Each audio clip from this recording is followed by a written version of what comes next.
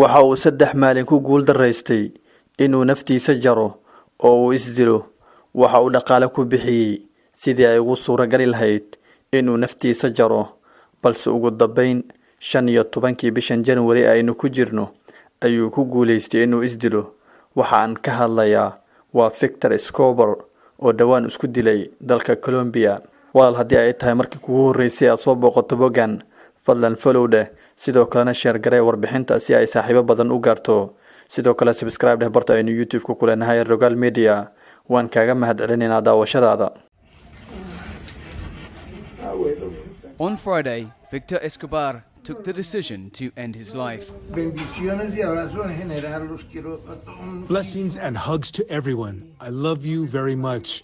I won't say goodbye. Just dhammaanteen Allah inaga wada badbaadiyo in uu na haleelo waxyaabo sababaya in aan nafteena goyno. qofka muslimka ah ee haysta diinteena suuban suuragal uma ahan inuu isdilo, iyada oo diinteena suubani ay noo sheegtay qof kasta oo naftiisa gooyo inuu ku dambeyn doono naarta ayna xaraan tahay inuu qofka isdilo. haddaba inta badani waxa maqalnaa waxa isdilday qof hebel. haddii aad qofkaasi dib u baato oo aad taariikhdiisa eegto, waa qof bilniyaar ah oo adduunyadu inteeda badani loo dhameystiray.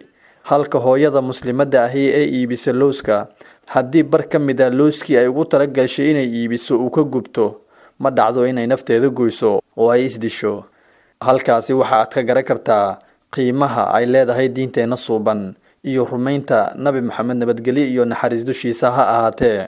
sidoo kale waxaa jira dad ay ku dhaceen xanuuno aan daawo lahayn, kuwaasi oo dadka aanan muslimka ahayn markii ay ku dhacaan ay inta badan isdilaan, iyadoo diinteenu ay noo sheegtay in xanuunada ku dhaca qofka muslimka ahi ay yihiin kuwa dambi dhaaf ah. ilaahay qof kasta oo xanuunsan oo muslim ah dambi dhaaf ugu dhigo. haddaba waxaynu idin soo gudbin doonaa wixii ku kalifay in Victor Escobar uu isdilo.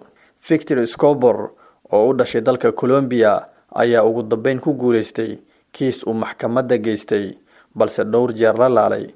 balse 14 bishan January ee sanadkan bilowga ah ayay maxkamaddu ansixisay in Escobar uu isdili karo. isagoo aad u faraxsan ayuu yiri, idin dhihi maayo nabaday ee waxaan idin leeyahay kulanti dabo oo xiiso badan. Escobar waxa uu dhakhtarkiisa ka codsaday in isla maalinkaas nafta la dhaafiyo, wuxuuna isagoo sababeynaya sheegay, ma rabo in qoyskayga aan waqti ugu lumiyo duugteyda, in ku filan waan dhibay, waqtina waan ka lushay, sababtaas ayaana duugteydu uga aadinaya fasaxa sitimaanka. aragtida isdilka qoyskiisu waa ay ku taageereen. mar kale isaga oo ka hadlaya isdilkiisa ayaa waxa uu yiri, ilaahay ma jecla in dadku rafaadaan, umana malaynayo in uu ii cadaabayo. maxaad ugu soo baxday cadaabkii aad ku jirtay? inta aanan cirbada lagu durin ka hor, xaaskiisa ayuu la qaatay dhunkasho dheer, wuxuuna codsaday in marka la durayo dadka dhan la tuso oo aan qarsoodi loo dilin. isaga oo sababeynayana waxa uu yiri, waxa aan rabaa inaan tuso kuwa dhiban ee qaba cudurrada aan la daaweyn karin ee ugu dambeyn sababa geerida. waxba naftiina ha dhibina, dadka kalena yeysan idinku dhibtoon. ka nasta silaca ehelkiinana ka daaya murugada. ma ahan inaan caqabad ku noqono dadka kale. haddii ay ku cadaatay in wax natiijo ah oo tabani ay soo socon, isaga naso noloshaas aan micnaha lahayn. diinteena waa xaraam inuu qofka isdilo. walaal, Allah naga wada badbaadiyo dhammaanteeba cudurrada aan lahayn daawada. ilaahay qof kasta oo xanuunsan oo muslim ah dambi dhaaf ugu dhiga xanuunkiisa. halkaas ayaan kusoo gabagabaynaynaa. wasalaamu calaykum waraxmatullaahi wabarakaatuh.